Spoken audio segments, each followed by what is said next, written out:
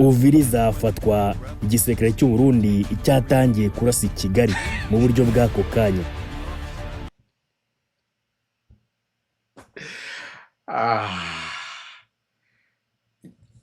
umuntu afite logique ansigurire.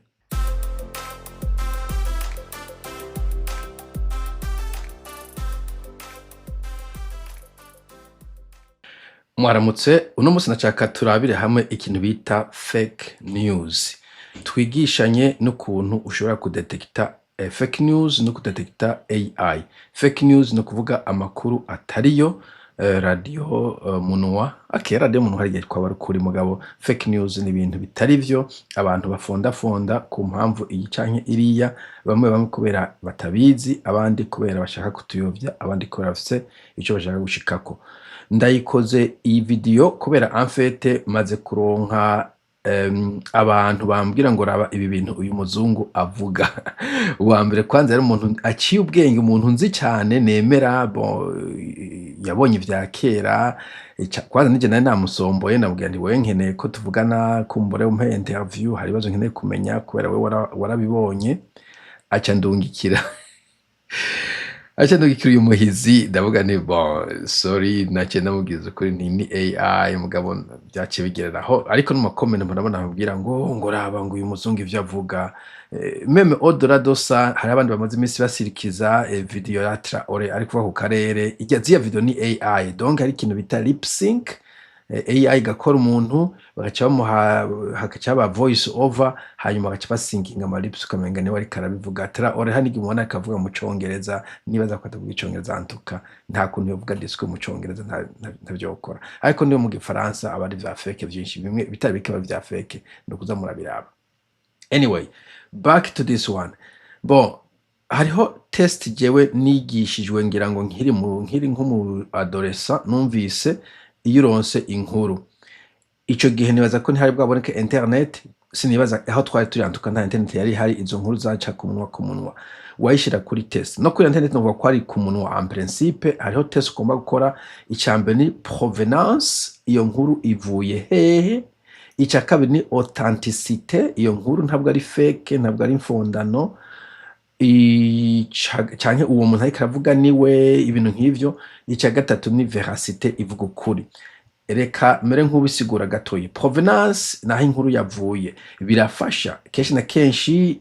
Iyo uvuze ikintu uvuga ngo wowe uvuze urinde, canke ivyo uvuga urabizi, ivyo bavuga warabibonye. Genda kuvuga bari kushaka kumenya wewe uri kuvuga ni nka urinde, ivyo bitubwiye nkande. Donc provenance birafasha kenshi na kenshi. Hari umuntu bumuzi nk'ubuze nka CNN canke BBC canke RFI, ukamenya uti zihengamiye ha, ukabara metiyo nkuru niyo canke siyo, canke ndagenda ndayinuba d'une manière d'une autre. Nimba uvuze uti nimba yahaga ndamwemera, n'umuntu w'umukozi w'Imana, ukamenya uti uyu muntu w'umukozi w'Imana aja kuvugisha ukuri. Donc provenance okay, straight face. Donc provenance irafasha kwaprosha, nubwo kenshi na kenshi ishobora gushiramo bias, muga omo irafasha kumenya umuntu ariko avuga ninde.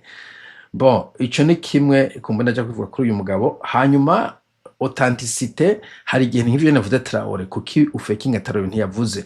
Hari igihe uzona bavuga ngo Trump yavuze uko, bakerekana Trump ariko aravuga muga atari we, ari AI. Umvyo ni ntabwo ari authentique, ntabwo ari Trump yabivuze. Donc authenticité, canke bakandika ikete ngo sinye musenyeri runaka, katari musenyeri yasinye nk'ama tract. Kije na kije babona ka yasinye atawe yasinye, umvyo nkari authentique. Amasenyeri ntari authentic, ntari sayo kuri na ya fake. Ico gena cyo bibaza kubera iki uja kubesha kuri musenyeri kandi atari musenyeri. Hari impamvu utubahuka kuvuga uti nije nabivuze. Hashobora kuba harimo ubwoba, hashobora kuba harimo ibindi, mugabo umwe uzi ko ari authentique, uvuga uti ni authentique itari fake, ukamenya uti ni fake. Veracité kumbure ico gihe bisaba ko iyo nkuru ushobora kuronka handi uyitohoza, cyangwa ushobora kuverifia contre ama data yandi office, ibintu nk'ivyo. Uyu rero namubonye kuri ikintu bita ngo bivugwe politiko. Donc ni chano iraho. Uyu muntu sumuzungu, okay? Uyu muntu sumuzungu ariko aravuga. Bantu mwe mugomba mvuga ngo uyu muzungu ninde? Uyu muntu si umuzungu ariko aravuga. Umuntu yombwira ko ari umuzungu ariko aravuga, ambwira umuzungu yitwa nde, kuko abazungu nabo barafise amazina. ambwira umuzungu akora iki, kuko turakenda kumenya ivyo akora, niba ari professeur, niba ari ambassadeur, niba ari mu journaliste, niba donc ko siyo autorité yo kuvuga kuri region de Grand Lac. Hanyuma aduhe link ati uyu muntu canke platform umuntu afise YouTube channel akora kuri CNN, aduha ahantu original y'iyi video original. Jewe kenshi na kenshi mfashe inkuru avuga nti aya makuru ndayakuye kwa naka, ndayakuye kwa naka, ndayakuye kwa naka. Abantu nibaza ko kumbura afise autorité kuri ico kintu. Rero umuntu yeza ko umuzungu ari réel, amubwira izina, ambwire igihugu avamo, ahakora ibintu nk'ivyo. Ico ni kimwe ushaka kuvuga uti ni fake, nta si umuzungu. Bo hanyuma iyo ugomba kubiverifia ucuraba d'une manière novuga cinématographique. Donc cinématographie, uyu muntu aboneka ko ari imbere ya TV. TV ari turiko tumuraba, donc umuntu yafashe ifoto, umuntu yafashe iyo video, the cameraman yahagaze imbere ya TV. TV itigera ibaho muri iyi myaka. Ninde muntu afise TV kimeze uko muri myaka? Nta numwe. Hanyuma iyo TV ifise n'utuntu twerekana volume, navyo nyene ntaho muherutse kubona iyo TV nk'iyo. Uyu mugabo nawe ari kuvuga ari ahantu yicaye na background rimwe iri vide, nk'iyi background iri blank, ariko ugiye ku yandi ma video urashobora kubona ahariho background imeze ukundi kuntu, just randomly. Bon, okay, iyi nayo nyine background nta kimwo. Reka dukomeze. Ariko ico nokora ugiye kuri iyo TV, kuri iyo channel yabo, urabona background zigenda zitandukanye. Nk'iyi urabona ko ari ahantu hari bibliothèque. Et puis umuzungu ni wa wundi wanashaka, ariko background yahindutse. Ego birashoboka kumbure ukazorimura uno musi ugakora muri office jo gukora hariya, ariko biravye na TV yahindutse, ubu birafise tu antenne tubiri. Donc novuga ko iki ni fake, very fake. Uyu muzungu ntabaho, ni AI. Hanyuma undi muntu nibaza w'umunyarwanda avuga ikinyarwanda antuka akaza avugira hejuru nk'uko umenga n'uyu muzungu ariko aravuga. Ivyo je mfata d'abord ko aragasuzuguro, kuko ufata yuko iyo uzanye ibintu vyavuzwe n'umuzungu twebwe abanyafrika tuca tuvyemera. Urumva abantu kugira ngo bampenyuze bandungika nje kumviriza umuzungu, nkuko jewe kuko ntari umuzungu ivyo mvuze atasanse bifise.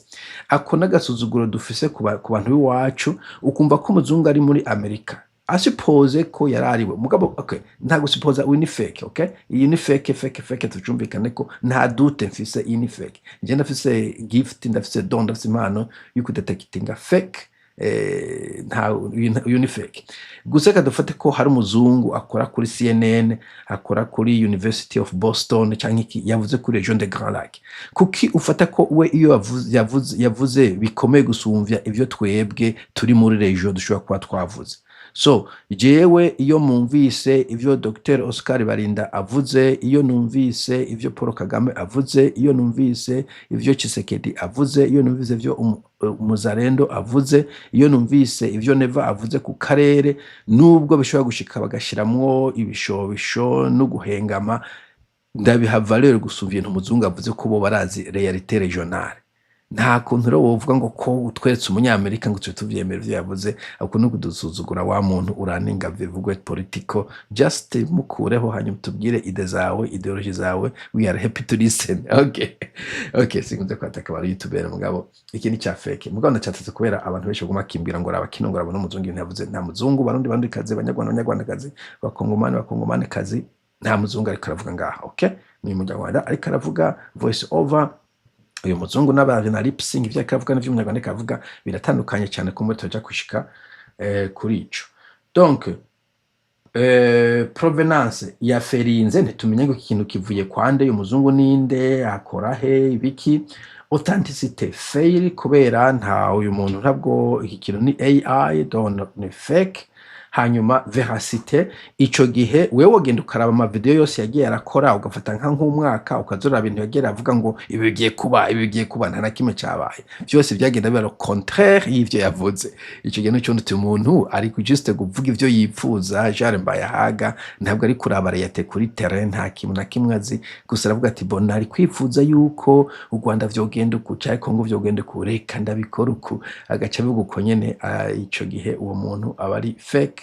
Donc iyi video iyi channel iraferinze muri izo nzira zose. Reka rero dufate nk'aka karoro k'iyi video mfise imbere yanje ngaha. Ivuga ngo M23 nifata Uvira Uburundi buzahita butangiza intambara y'akarere.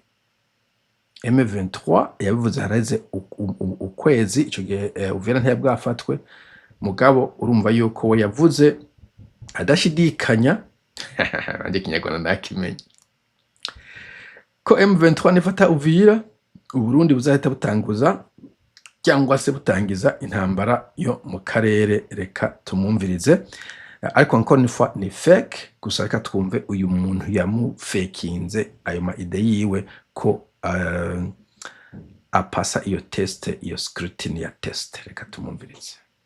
Umuzungu vuga duhabwe. Mwitegura intambara igiye kwaduka mu minsi mike mu mujyi wa Uvira. Iyi ntambara ikomeye cyane hagati y'inyeshyamba za M23 ndetse n'ingabo za leta y'u Burundi, kandi mwitege ko iyo ntambara nirangira inyeshyamba za M23 zifashe umujyi wa Uvira, igisirikare cy'u Burundi kizahita gitangiza intambara y'akarere mu buryo bw'ako kanya. Ariko abantu biyumvira gute ngo Uvira ne yafatwa isacho nizo zitanguza intambara y'akarere. Intambara y'akarere d'abord qu'est-ce que ça veut dire? Bisigura iki? Akarere no kuvuga iki? Ko nubundi intambara y'akarere, akarere no kuvuga ntasanzwe bifise. Et puis izo cy'u Burundi cirukanye mu Uvira niho kizo cironka intambara inguvu zo gutanguza intambara. It doesn't make sense. Meme n'umuntu w'umwana nta kuntu uvuga ngo niyo twatsindwa kuri front tuje dutangura izi ntambara ku yindi front. Umva ibyo bifise sense. Iyo utsinzwe uri rekipera ukasubira inyuma ugasubira post mortem ukaraba ko hari cyayi ntabwo wotsindwa mu Buvira ngo utangura intambara Kigoma. Iyo sa ivyo bifise sense. I don't understand abantu baza kumviriza uyu mugabo. Eriki kubera ko Uvira ku Burundi ni kimwe na Bujumbura. Gufata Uvira igisirikare cy'u Burundi kibibara nko gufata Bujumbura, kubera ko inyeshyamba za M23 niziramuka zifasha umujyi wa Uvira neza ubwo ikizaba gikurikiyeho nyine no gufata Bujumbura, ikizaba gikurikiyeho no guhirika ubutegetsi bwa CNDD-FDD mu Burundi. Okay, meme ntuzeye systeme kuri meme thinking no koresha ibyo nyine nakoresha ku Burundi. M23 irafise legitimacy irashobora guclaiming ibintu muri Congo. Ico amakungu ashobora kusemerera n'ibiki mugavuga ati twe turabakongomane. Bashobora no gurokirita abandi bantu baza kubafasha canke u Rwanda ukajamwe mugabo ntuzeye ko representation politique bavuga ati twe turabakongomane. Nta muntu n'umwe yovuga ko adafite uburenganzira bwo gutera induru muri Congo whichever way. Mugabo nta legitimacy nta kintu na kimwe bavuga ngo tugiye guclaiminga mu Burundi. No kuvuga meme au niveau diplomatique baba bariko bonona urugamba rwabo. Ico ni kimwe. Ica kabiri niveau strategique sindi umusirikare encore une fois. Wewe ufashe Buvira abandi gasubira Burundi. Vyoba vyiza kumvuga muti mu abantu mu gumanya mu mupaka tugezaho tukumaze twikomereza na Kinshasa, canke wumva ko boca ngo reka tugwane kuri front west na east tuje no ku Burundi en même temps twitega umwansi imbere n'inyuma. Ivyo birafise sense strategique nta sense bifise. Sanse bifise nuko peut-être Uvira buri consolida, peut-être bakagirengana inyuma gatoyi bagakonsolida zo za Karemi sepa yo bazogarukira maybe nibazogwana Burundi bakazogwana mu nyuma mugabo ndavuga ngo tufate Uvira duce twirukanga ikintu ko tabona M23 barafise strategie n'abantu menga ni nk'igihugu kiri organize bafise diplomatie sinzi ko mumaze iminsi mumviza ry'amajambo Dr Barinda avuga ntiwomenya ko ari ibavuga ngo nyeshamba ntiwomenya ko ari Robe group menga ni igihugu gifise abavugizi gifise strategie bafata igisagara bakicara bagakubura bagafashiraho inzego bagaforma abantu baho bakarutuza bakanywa amazi nyuma bakavansa ari mpamvu twavuga ngo tubona Buvira ngo yabananiye rekada nibaza ko bariko barakonsolida pouvoir ari nyuma asige abazi yuko it's fine it's safe but in any case sinumva ikintu cyo tuma M23 izarihuta gufata Burundi kugwana n'u Burundi bashobora kuzogwana mu nyuma mugabo ntabwo ari ibintu vyihutirwa kubera iki stratégiquement politiquement diplomatiquement vyoba à leur défaveur nivyo bafasha ivyiza nuko nzi neza yuko Uburundi atariyo intention vuga ngo bacafuta Bujumbura ikibireraho ivyo ni ibintu by'amadejune asirikira kugira ngo abantu batiza akariro mu ntuze iyo nanaze yiwanje ushobora kugira naze wawe mugabo je uko mbona intambara AFC M23 ikora nuva Uburundi butari ataco cihutirwa kandi ibyo ngibyo igisirikare cy'u Burundi ntabwo kibyiteguye na gatoya ntabwo Burundi bwiteguye kumanika amaboko uko byagenda kose niyo mpamvu Uviranira mu kifashwe igisirikare cy'u Burundi kizahita gitangiza intambara y'akarere Uvira izafatwa igisirikare cy'u Burundi cyatangiye kurasa Kigali mu buryo bw'ako kanya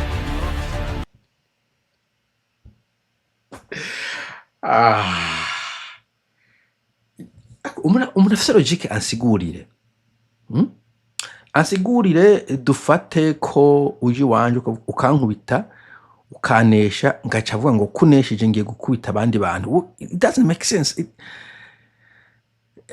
Uvira izafatwa Uburundi bwamaze gutera yabo Burundi bufise izo nguvu bwoja gutera mu Rwanda canke bwobanza kukonsolida Uvira first hanyuma ahubwo ari kuvuga ati Ubuvira niyo ba Burundi bwabonesha buzajuta no Rwanda ko nta kuntu waboneshejwa muzo gutanga intambara ku indi front it doesn't make any sense n'umwana atazi igisirikare ari we jewe sinumva ukuntu igisirikare coneshwa muri west canke east kigaca kija muri west canke muri nord gutanguza iyindi ntambara iyo bifise sense iyi nta sense bifise donc iki kintu iyo theorie abantu barayivuga kuva na kera banayivuga bondi bakagenda kuvuga no kugira no ku abantu biza no kunkarira mvuze ni Pacifique yageguje nanye ndazo ngo Buvira ifashe canke iki ngo ku Rwanda zoje Rwanda nta ivyo nta sense bifise logiquement u Rwanda Uvira igisirika kisinzwe muri Buvira ikintu cambere cyo kuja gutera yindi ntambara no kusubira no gusubira bakicara abagenero bagakorana nimba bafise bakavuga bati what went wrong kugira ngo ntibazosubire gutsindwa yindi ntambara ahubwo no guproteja Bujumbura ahubwo ubu bakwe ko amakambi yose agenda ku mupaka waje umuntu acibitoka kagariraho nawe uvuze ngo gutagura intambara muri Tanzania no mu Rwanda you will be crushed ibi nta sense bifise wa muzungu we wa AI we amen ibi ngibi bisa n'ibiteye ubwoba bamwe muri mwebwe nta nubwo mushobora kubyumva ariko ni ukuri guhari eka nta kuri kuhari kandi utamenya umuntu w'umubeshi aravuga ikintu akavuga ngo nukuri none uvuze ikintu twari tuzi ko ari kuri of course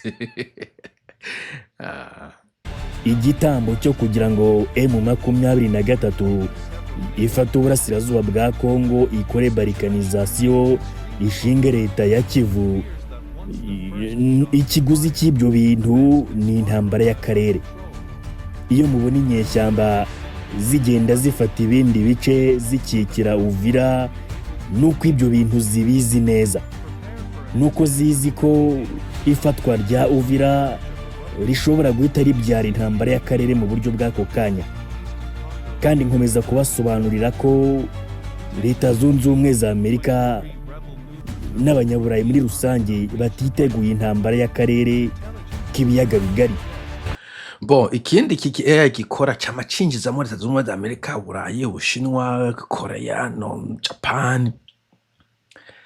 Leta Zunze Ubumwe za Amerika n'Uburayi akarere kabayemo intambara babiraba kwigi. Natwe tuva muri ako karere turasinzira. atavuga ngo nta mutima dufise mugabo inko utari kurazumva ariko uravuga mu matwi yiwawe ntubone umuntu yapfuye n'amaraso yiwawe. Abazungu bo muri Amerika boraza ushinga n'iki n'intambara ikiriba mu karere. Hari intambara nyinshi ziko ziraba za Philippines, za China, za Sepa, Afghanistan, Iraq, Iran, Middle East. Barasinzira ntabwo bavuga ngo akarere kabayemo intambara borara badasinziriye. Nta barirukanga ukamuhinga bari busy mu madiplomasi mugabo ku mugoroba ibinyora mu vinyu ko mu turumonde, kubera ko ntabwo bashaka gutakaza ibyo bari bamaze kugeraho, ntabwo bashaka gutakaza ibyo bubatse mu myaka irenga 40 bamaze batangije iriya ntambara mu karere. Ndagira ngo mbabwire ko rero umujyi wa Uvira ubu niko gace kari strategique kuruta ahandi hose mu karere k'ibiyaga bigari, kubera ko igihe Uvira itarafatwa ntabwo barikanizasiyo ishobora gukunda, kandi igihe barikanizasiyo itarashobora gukunda ubwo inyeshyamba zo mu 23 nazo ntabwo zakwizera umutekano mu bice zafashe, ntabwo zakwizera umutekano waho ziri kubera ko zimeze nk'aho ziri mu kirere. Agenda politike yazo yarahagaze kubera ko igomba gusubukurwa nyuma yuko zigaruriye uburasirazuba bwose. Iyo agenda politike mvuga ni barikanizasiyo, no gushinga leta muri Kivu zombi. Kandi ziriya nyeshyamba ibyo ngibyo zishaka kubikora ubu ngubu, kuko uko bitinda gukorwa niko uburengerazuba bw'isi bugenda butakaza imbaraga mu birebana na geopolitike mpuzamahanga.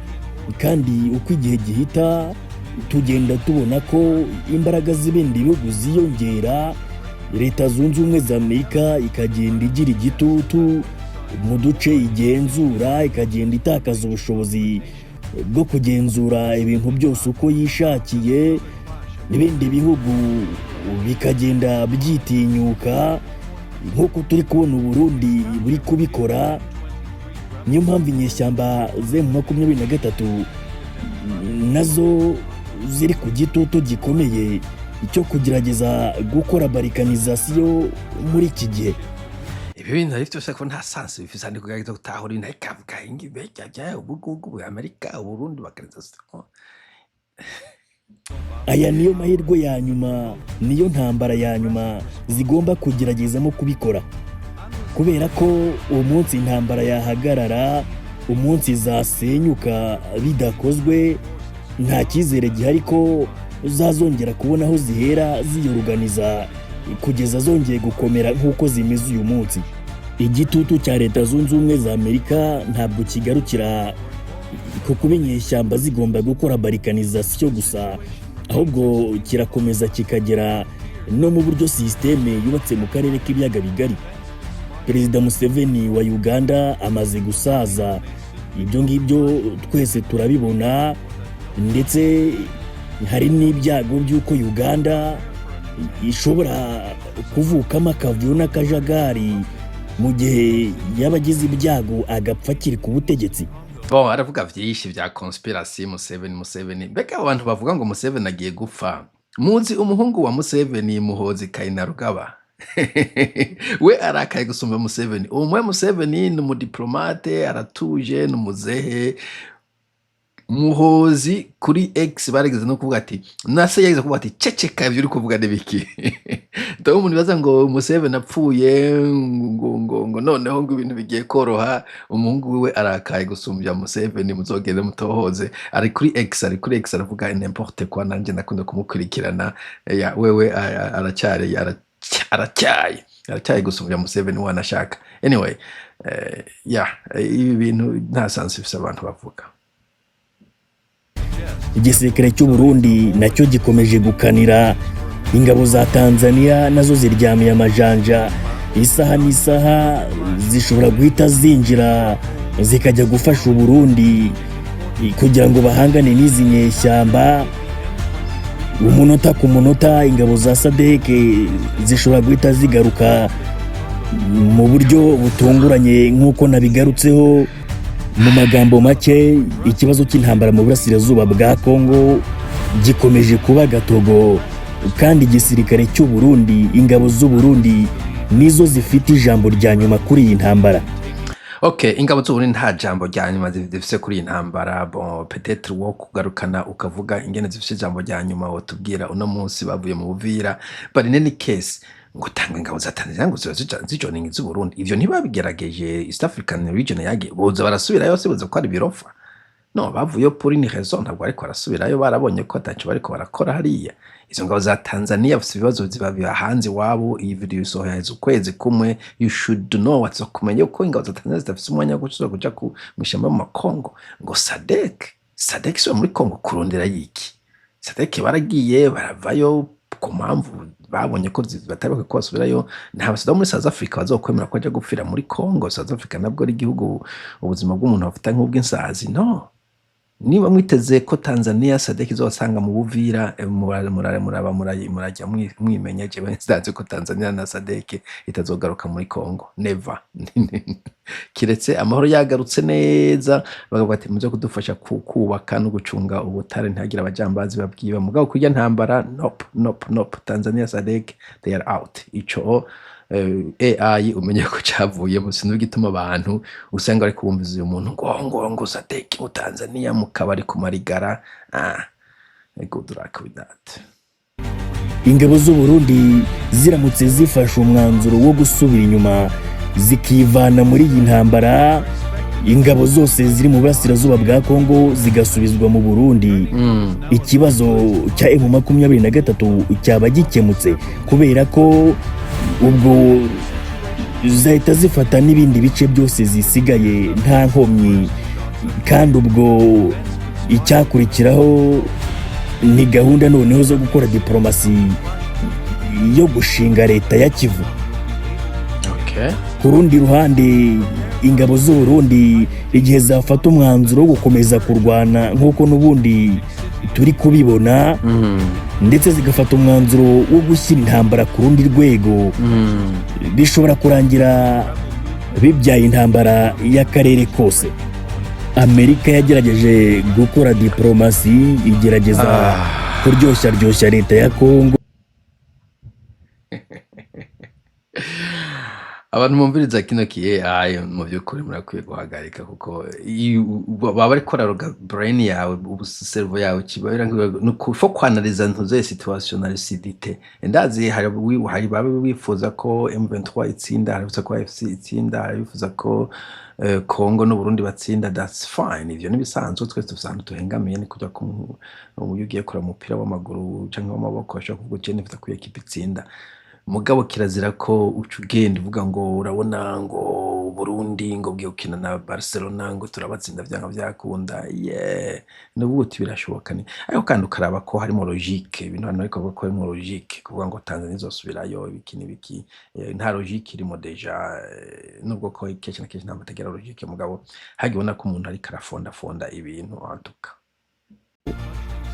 hagiye gukoreshwa propagande, hakoreshwa amasasu, hakoreshwa ibintu byose bishoboka biyahure ku gisirikare cy'u Burundi. Kandi nk'uko nakomeje kubigarukaho, igisirikare cy'u Burundi nacyo kiratsimbaraye, ntigishaka kurekura. Hakoreshejwe uburyo bwose bushoboka kugira ngo Amerika irebe ko ingabo z'u Burundi zishobora kuva mu burasirazuba bwa Congo, ariko byaranze birananirana. Amerika yagerageje gukoresha uburyo nk'ubwo yakoresheje kuri Kisekedi, ariko biranga. Abarobiste b'abanyamerika bagerageje kwegera Burundi, Banke Mondiale na IMF zagerageje kwegera Burundi kugira ngo babushukishe ibintu by'inkunga, ariko Burundi bukomeza kunanirana. Burundi bwanze kugambanira akarere, ahubwo bwafashe umwanzuro ko buzakomeza kurwana, noneho bakomeza kubwotsa igitutu, bakomeza kubwugariza intambara, bugahita buyihindura iy'akarere kose. uwo harura combien de fois avuga ngo intambara y'akarere kose, intambara y'akarere kose. Est-ce que Burundi bufite igisirikare effective c'abasirikare bangahe to start with ko bovuga ngo yakarera kuga bon reka tuje gutera Rwanda na Congo n'Ubuganda na Tanzania na Kenya tuyigire ya East African War izo nguvu Burundi bufise et puis bo bivana mwiki iyo nyungu bafise yo kuja kwataka ngo kaba karere kosi ngo tuvuroga karere kosi kubera tutsinzwe mu Uvira babayikuye et puis ngo bagiye kwiyahurira ku Burundi mene kwiyahura qu'est-ce que ça veut dire ngo ziratsimbataye Burundi bwari gufasha Congo commandement yari ya Congo après tubaronka amategeko avuye Kinshasa ndibuka wa general nyambari gasita numva ngo wa mayimayi wazarendo bariko baramwanka ntabwo bavuze ngo z'Uburundi ziramwaje ziramwemeye nta nubwo bahaye ijambo ingabo z'Uburundi bahare na FRDC nta jambo yagize abamayimayi abajamba zo mayimayi no badesize umuntu ko adashobora kuba general ko adashobora kurongora akarere mubona narungitse uvuye he ntabwo narungitse uvuye Bujumbura ntabwo warungitse general baratuza canke kize gute ngo aje kurongora vyumvikana ko commandement antuka ya FRDC amategeko niveau politique ya FRDC bavuze tu cessez ofeni FRDC ya decide abaja i Washington gusinya amasinyo hagenda Congo Burundi banabutumira mu gihe cya decision tumigusa kuja ku observa muri Doha sinzi ko buri represente etevyo ngo Burundi muri Congo Burundi bari nk'abantu babashitsi bahabwa amategeko na Kinshasa I don't know sinumva gena abantu badakora analyse très simple nk'iyi bagacaja kuri TV ngo bafise baruse umuzungu mu professeur kuri Harvard rero umuzungu uratubeshe tukwemerera anyway nibyo tuvuga ngo lobbying ngo MIF IMF banki mondiale ivyo bintu babishamo vy'ingwano I don't know kumva ivyo ntazi mumbwira igihe barungika abarobi mu Burundi bavuye muri banki mondiale na FMI gushaka kwituka mu Burundi ngo muvane nga muri Congo tubaha imfashanyo ntavyo ndumva jewe mugabo birashoboka kenshi nakeye muri politique yamwe tutamenya abantu b'abazungu bo kuri baba professeur usanga babize kudusuvya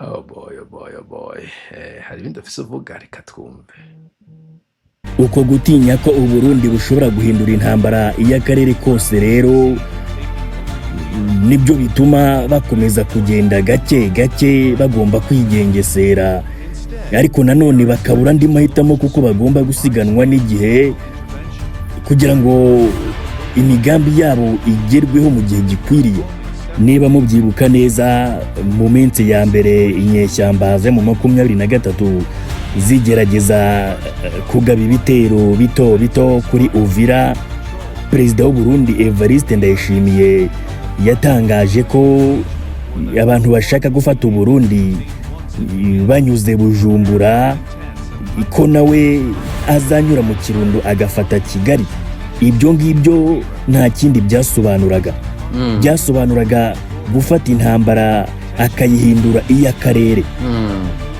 ibyo ngibyo rero ntabwo yabivuze akina ntabwo yiganiriraga ni ibintu byanyabyo azabikora kabisa azabikora rwose ntabwo yabeshyaga ubu rero igisubizo cyatuma akarere k'ibiyaga bigari kabona amahoro niki okay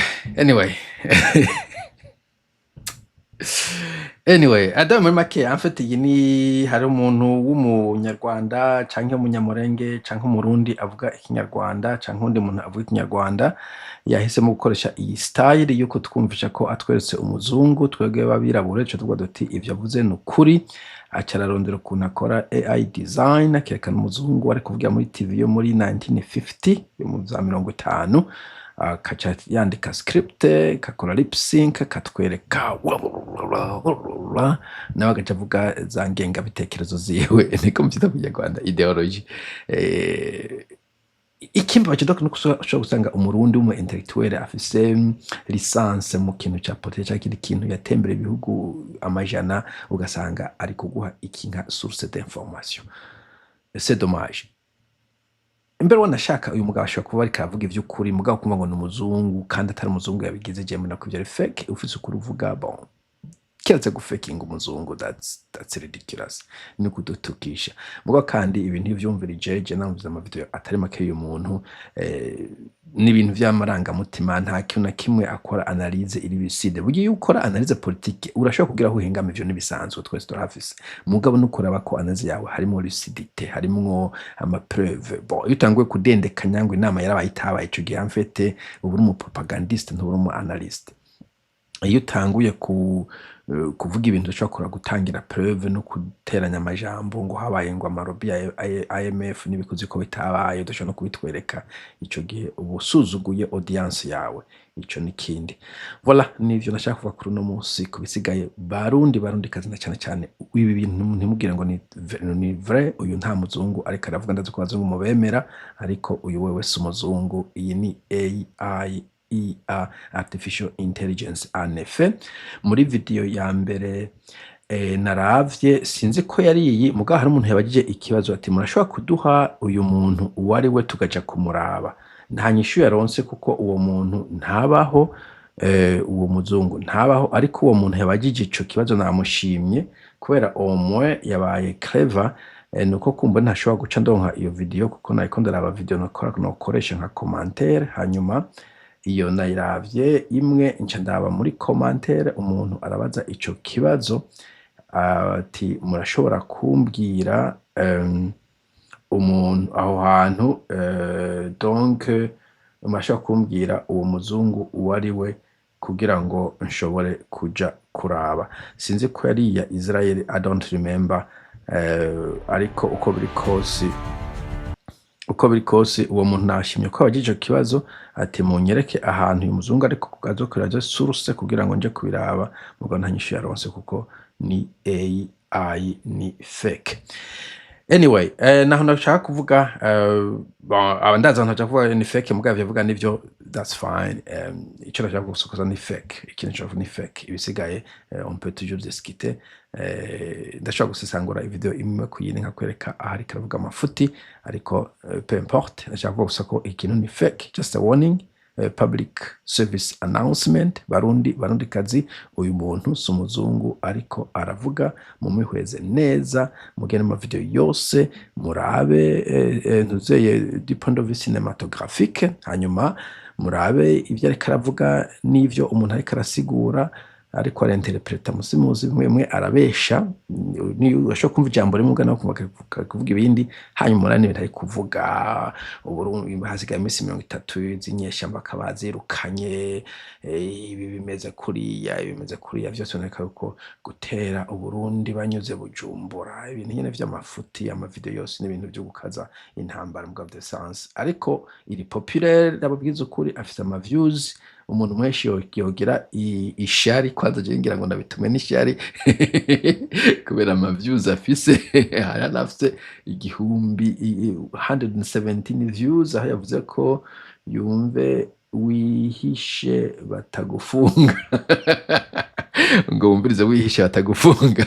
Anyway, ni cha fake, bo muga ntabwo ari MVJ gusa nuko mbona amafuti ariko aravuga uyu muntu. Sawa, muge munsi meza zosubira. Bye bye.